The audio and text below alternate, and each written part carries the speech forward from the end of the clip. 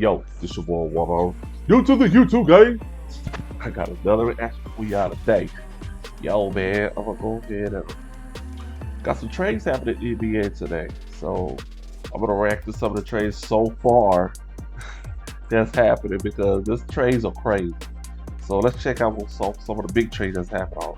Trade seemingly every hour this morning, and we're going to get to the Indiana Kings trade in just a moment. But I want to start with arguably the biggest star who was traded today, and that is Blazers guard CJ McCollum, who is on the move. So after some chatter about CJ's future with the Blazers the last few days, the Pelicans, they've acquired him from the Trailblazers in a package that is centered around Josh Hart, a first-round pick.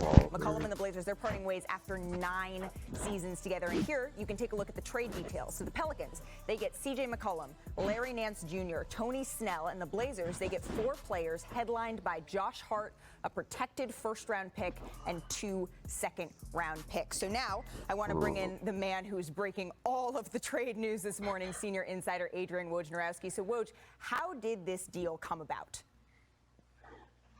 Well, New Orleans had been in real dogged pursuit of CJ McCollum. They've wanted a high-level playmaking guard. If you remember back in free agency, they pursued Kyle Lowry. He went to Miami. They checked in with De'Aaron Fox in Sacramento and couldn't pry him away. But they got CJ McCollum. And this is a player who I think for New Orleans, they want not just certainly for the short term, but to be a player long term to pair with Brandon Ingram and of course Zion Williamson when he comes back. And this was someone who David Griffin really coveted. I think CJ McCollum certainly warmed to the idea of New Orleans in recent days when the idea was brought to him. And while, listen, he loved Portland, he is a huge part of that community. I think he knew they were ready to move on and that New Orleans was a team that really wanted him, has big plans for him. And now he comes into a team that started 1-12 and it's moved before the All-Star break into the last play-in spot. Yeah, absolutely. And now, of course, with the news of this trade, my mind, Woj, it goes to Damian Lillard and his future in Portland. And Lillard, he's been sidelined since December 31st. He had abdominal surgery on January 13th. So what is Portland's plan for Lillard in light of this trade? They're still building around Damian Lillard in Portland. And they're not making any moves there, certainly without him understanding what the next steps are and how they're proceeding. And what they have now, they created today a $21 million trade exception that they can use. They have the potential of $60 million in cap space this summer, and now a number of first-round picks, including their own. They get New Orleans pick today that they would get in this draft if it falls between 5 and 14, I'm told, lottery protected. And now they'll continue to be out there, I think, even before the deadline's over, in acquiring high-level players. They are not retreating. They are not trying to rebuild, but they're trying to reshape this roster. You've seen what they've done now over the last few days with the trade with the Clippers, now the Pelicans, and there's more in Portland. And you see the emergence of Anthony Simons, Nasir Little this season, 2 young players that they're certainly going to build around there, but expect to see more veteran players, and they hope some more impact players brought in around Damian Lillard. And they can certainly look at an extension for Lillard in this offseason. I want to switch gears for just a second here, Woj, because you reported another major trade today involving the Kings and the Pacers. We're going to dive more into it shortly. But before I let you go for right now, what's the instant reaction around the league to Sacramento trading Tyrese Halliburton? Wow. Stunned. For real. Tyrese Halliburton was stunned, Malika. The league is stunned at this trade. And the fact that he was even available. I think there were a lot of teams who thought if we knew we could have gotten Tyrese Halliburton, we would have been really knocking at the door in Sacramento. We'll talk about it more later, but this is a move. This was a player who everyone had thought, including Tyrese Halliburton, that he'd be the cornerstone for their future. Yeah, absolutely. I spoke to someone in the Sacramento Kings organization today who just told me what the heck is going on. Woj, we're going to dive into that much more in just a moment, but I want to switch gears again, go back to the Pelicans here because we're now joined by front office insider Bobby Marks. So Bobby, can you walk us through the Pelicans' new lineup when fully healthy here? Well, this is fully healthy, and that's the big if, right? With Zion Williamson's played only 85 games in 2 years, and I think This is what it looks like. You've got your front court already established with Herb Jones, Jonas Valanciunas, Brandon Ingram. The big questions, though, for New Orleans is, right, all about Zion. If he stays healthy, what is the upside of this lineup? Interesting. You get a player like C.J. McCollum back. New Orleans 26th in three-point percentage, 38 this year. Here's the big thing. Next year, they already have 13 players on guaranteed contracts. What you see is what you get right now. And then the draft assets. They traded a first to Portland that's in that 5 to 14 range. They still have the Lakers first. They still have Milwaukee's first. So they still have draft assets to go out and make another deal. Absolutely. Please don't go anywhere. We're going to be breaking down more trades with you, Bobby, as the show goes on. But I want to bring in our full panel here. Richard Jefferson. Okay. That's interesting. I want to get my 2 cents on that, and I'm going to move on to the part of the trade of the Pacers and Kings. But let's go back to the breakdown he had going on here. Let's see, where is it? Okay, yeah, here we go. Breakdown. First of all, as a Maverick fan, this sucks. Okay, as a Maverick fan, this sucks. Because in my personal opinion, one, I was hoping we could see CJ McCollum if they was gonna give it away like that. But the only 2 spots countries we had was Fitness and Jalen. We wanted to give up those 2 guys. They too important to our rotation. So to me, it makes New Orleans a play-in threat. Because now you got CJ McCollum and Brandon Ingram. 2 guys who's capable of getting 25, 30 points any game. They can hit 30 points any game. If not that at the same time, any given night, will make New Orleans a very dangerous team until Zion gets back or whatever the case may be. But right now, to me, they should put CJ McCollum as a point guard. I know he's 30 and all those other things. Unless they got somebody else to play the point guard position that can defend or 3D or whatever it is be, I would put CJ McCollum as a point guard. And try to get some 3D players around him and Brandon Ingram and Zion. Because to me, that's what they're missing right now. Is some 3-point shooting, and they need to find that desperately, in my personal opinion, moving forward. But CJ McCollum, brother, it should keep them in a play-in bracket, for the rest of the year. And then because you got your big 3 with those, those 3, because you to me, the 3-4 shooter is what they need right now. They need to be looking for guys who can shoot 3. That's what they should be focused on right now. Look, we got some pieces. We can try to work on the rest. If it don't involve that, but right now we trying to find some pieces that can shoot 3s, and let's go from there. Kind of similar to what, but right now they kind of look like. Right now they kind of look just like the Bulls without some more pieces. In my opinion, because you can really just go with CJ McCollum and Brandon Ingram just going off, and everybody else is fit in. Until Zion come in, he done a bit of rocket ball inside the paint. Defensively, is going to still be an issue in my opinion, because who's going to defend? Who's your defensive specialist? They need at least 2 of those. I don't know all about the Pelican roster, but to me, that's what they need right there. They need some guy that can defend and some guy that can shoot 3s. If they got that more minutes, let those guys play more than any other guys on that roster. Try to get that chemistry going. As far as Portland concerned, in my personal opinion, they got a 21-yard trade exception. That means they can go get a guy at 21. They can use that trade center to get someone with that makes 21 million, and just use that trade exception without considering anybody. They can just go get that person. For example, if they wanted to go get who makes it back up the top of my head. Let's just say this the story name out there, Larry Mark. Larry Mark makes about that much. If they just want to go get Larry Mark without seeing nobody there, they can do that. Who's gonna go to Portland? Who's gonna go to Portland? That's my thing. That's the problem I see with this.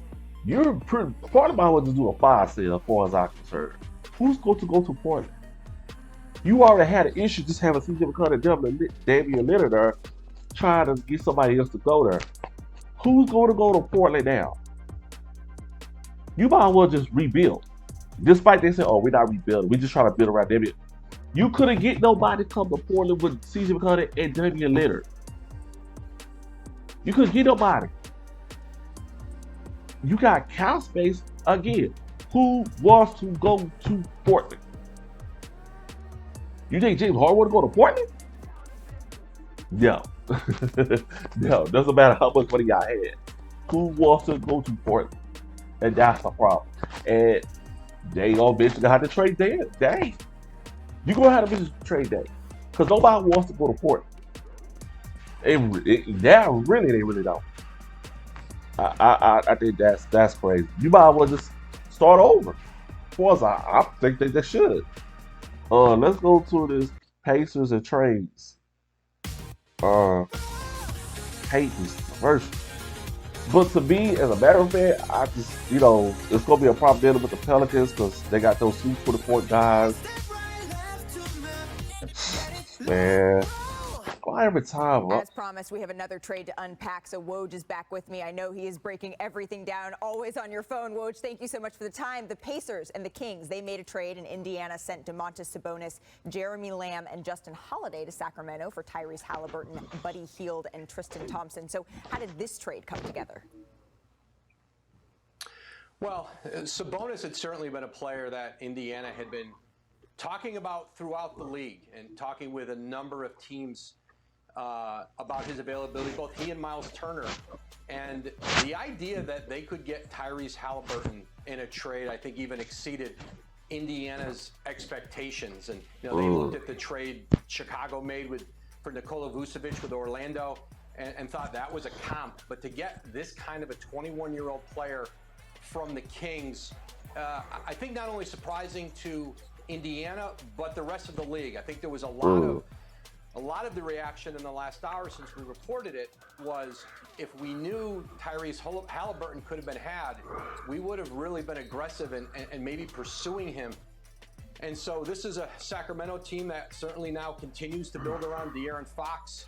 Obviously, they put Buddy Hield in the trade to Indiana. But I think for Sacramento, it was a week ago, I was in New York City the morning after they played Philly. Halliburton had 38 against the Sixers, just an electric performance in Philly. Almost carried them to a win. And I saw Tyrese Halliburton in the hotel lobby in the morning. I saw their owner, Vivek Ranadive, and Halliburton was somebody who really, really was committed to being the guy to help turn that organization around. I was told he was stunned today. And I know this, their front office, Monty McNair, their GM, Wes Wilcox, their assistant GM, I've always been under the belief that those two really, really, really valued Halliburton. And so how this trade came about and the decision to put him in it is stunning. And certainly for Indiana, I think it changes the trajectory of how they reshape this roster. And now you have another young player they really like, Chris Duarte, their rookie, with Halliburton, Malcolm Brogdon still in that backcourt. And Indiana's got picks. They've still got a Ricky Rubio expiring contract they can use. And I think this sped up Indiana's, the reshaping of their roster, maybe makes their rebuild more of a reshaping than having to break this thing down. And we saw that surprise ripple around the league this morning. I want to stick with the Pacers here, Woj, because Miles Turner, he's been a name we've discussed quite a bit as we approach this trade deadline. Where does Turner stand amidst this trade? Yeah, I'm told that Turner was really eager and enthusiastic about the idea of playing with Halliburton. And, he was a player who's been in trade talks. He's out with that stress reaction. He was somebody who it became harder to trade him here at the deadline because he's been injured. it's never easy to move a player when he's got an injury. People aren't seeing him play, but I'm told now, the idea that he'll be able to play center. He and Sabonis never quite fit. One of them was going to go. Sabonis goes to the Kings. And listen, Sabonis is a terrific player. He's a two-time All-Star. He's a significant player in this trade, and certainly a significant upgrade for the Kings at that position. Right. But now I think structurally their roster fits better in Yep. Indiana. With I Miles agree. Turner, I think it becomes very unlikely you see him moved. And now you can start to see the pieces. And the Pacers are a team that has their own pick this year. They've got the Cavaliers pick, and they've got Houston's second-round pick, which is going to probably be in the top 32, 33. Yeah. Woj, thank you so much. Please don't go too far, though, because as today has been going, I just have this feeling. Okay. Now, Sacramento is going to be more of a player. They're going to be the play as well. I expect them to be the play this season. Sabonis kind of big, kinds of plays what they like. When they got that Holmes playing center for them, who's very athletic.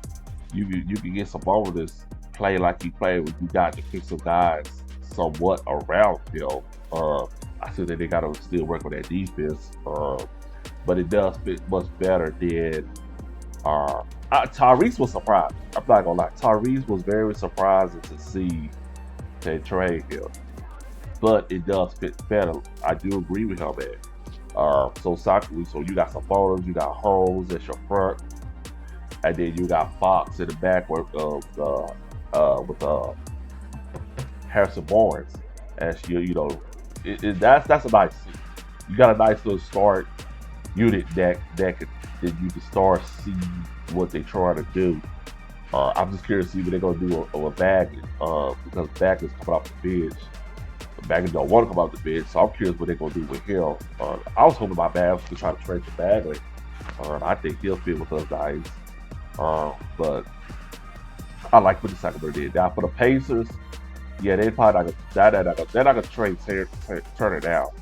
And my question about the Pacers is, you got Tyrese, a young, power future point guard that's showing signs that he could be really, really good. What do you do with Michael Bagley? Because you can't put both of them back there because they're too small. You can't start both of them. Rick Carlisle, he'll figure it out. He'll burn, but that's not how his system really will work.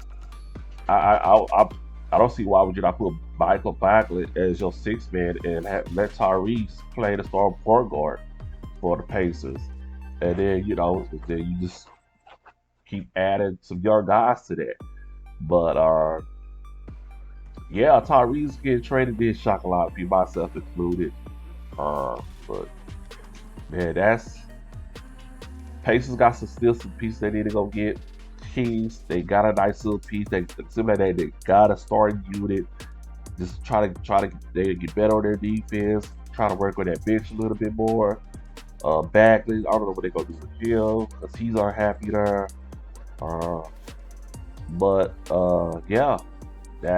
That's my reaction to the trades, the big trades that has happened so far. We still got tomorrow deadline. Is it tomorrow? No, Thursday deadline. Yeah, man. That's your boy Wallow reacting to the NBA trades today. Like, subscribe, and I'm out.